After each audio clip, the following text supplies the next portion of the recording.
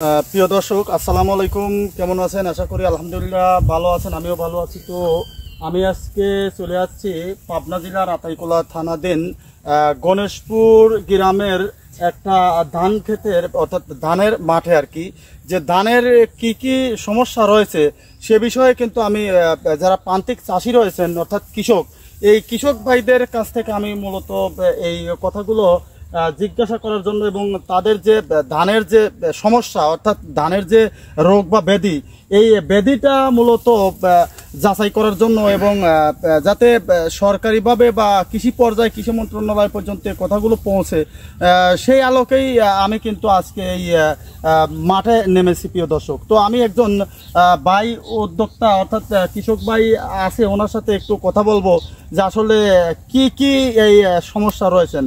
প্রিয় দর্শক আপনারা শোনেন। আসসালামু আলাইকুম ভাই। ওয়ালাইকুম আসসালাম। আপনার নাম কি? আমজাদ হোসেন। আমজাদ হোসেন। আপনার বাড়ি কি এই গ্রামেই? আমার বাড়ি কালক। ও আচ্ছা, কালক গ্রাম, ঠিক আছে। আপনি কি কৃষক? হ্যাঁ জি, কৃষক। তো আমি দর্শকদের উদ্দেশ্যে জানতে চাচ্ছি যে এই ধানে মূলত, যেহেতু আপনি একজন প্রান্তিক কৃষক, তো এই ধানের কি কি সমস্যা রয়েছে, কি কি সমস্যায় ভুগতেছে, এখন কি কি প্রয়োজন, সে বিষয়ে যদি একটু আপনি দর্শকদের বলতেন। এখন আমাদের ধান এরকম সাদা পোকা লাগে, সাদা পাতা বানাচ্ছে, আর হলে ধান এই চিটা হচ্ছে, আর হলে পচানি লাগছে, অনেক পচানি লেগেছে। আমরা যে বীজ দেই সেই বিষে কাজ হচ্ছে না। এখন কি বীজ দিলে পরে তো দ্রুত তাড়াতাড়ি সারবে, সেই বিষের আমাদের বিশেষ এখন দরকার। আর এই পোকাটা এমন আক্রমণ হয়েছে, দিয়ে আসি পরের দিন আবার যায় দেখে আবার আক্রমণ করে, জড়ায় জড়ায় মাথা জড়ায়া এই দেখেন সাদা সাদা বানাচ্ছে। আর এই ধানটা ওই বাড়ানোর সময় বেশি আক্রমণ করে একবার ধরে দিচ্ছে, বুঝলেন। এখন যেই বীজ দেয়, নাইট্রো দেয় অথবা মিক্সার দেয়, এসব বিষয়ে কাজ হচ্ছে না, বুঝলেন। আচ্ছা প্রিয় দর্শক, আপনারা শুনলেন একজন প্রান্তিক চাষি ভাইয়ের কাছে। তো আমি আরেকজন ভাই আছে, ওনার সাথে একটু কথা বলবো, যে দেখি ওনা কি বলেন। আপনি দর্শক, আমি আরেকজন প্রান্তিক চাষি যিনি কৃষক ভাই রয়েছেন এই ধান এলাকার। আসসালামু আলাইকুম ভাই। ওয়ালাইকুম আসসালাম। আপনার বাড়ি কি এই গ্রামেই? গণেশপুর। হ্যাঁ গণেশপুর। তো আপনি তো একজন অবশ্যই কৃষক, তাই না? জি। তো আপনার কি কি এই ধানে সমস্যা রয়েছে একটু যদি আপনি বলতেন। ধানের সমস্যা ধান লাগানোর থেকে এই যে সার বীজ দিতেছি, 4 বার 5 বার বীজ দিলাম তাও কাজ হয় না।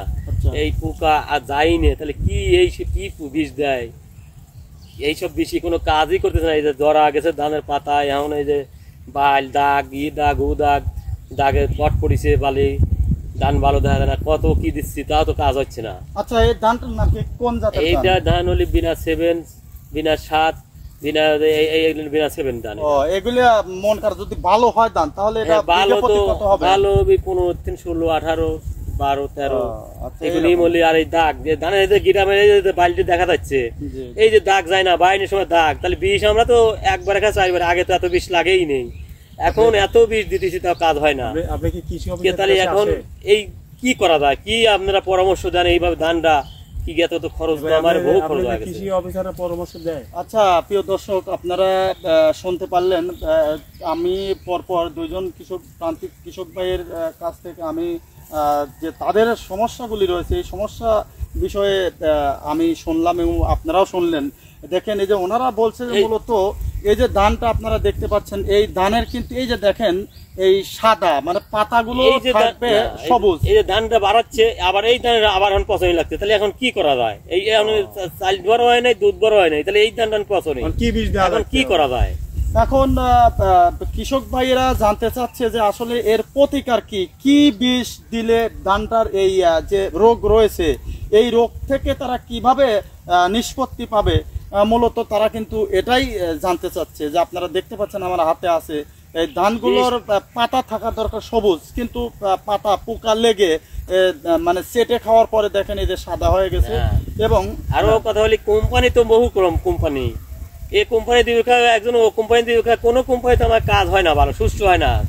পয়সা একবার 4 বের জীবনে দেখিনি আমরা, 5 বার তাও ই হয় না। এসে বলে তো আমার ভালো, আসি ইর ভালো, ইর ভালো, আমার কাছে কাজ হয়, আমার বীজ দেবো, আমার টাকা খরচ হলে তো আমার সমাধান হচ্ছে না, মান কমা দিচ্ছে। আচ্ছা প্রিয় দর্শক, আপনারা শুনতে পেলেন এবং যাতে কথাগুলো ছড়িয়ে যায়, এফটিভির পক্ষ থেকে মোহাম্মদ ফয়জুল ইসলাম।